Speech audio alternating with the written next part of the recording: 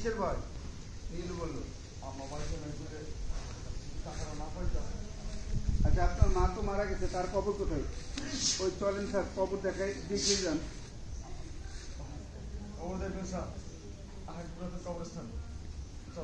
দাঁড়ান দাঁড়ান, আপনার মা কবে মারা গেছে?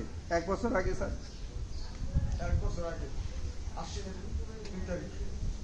তাহলে ডেথ সার্টিফিকেট দেখান স্যার। ঠিক আছে, নাই দেখে তো মিছা কথা কইছি, হারাই ফেলাইছি। ওইটা ঠিক আছে, ওইটা তুইলে আপনাদের জানাবো। ওইটা বলো, অ্যাকশন।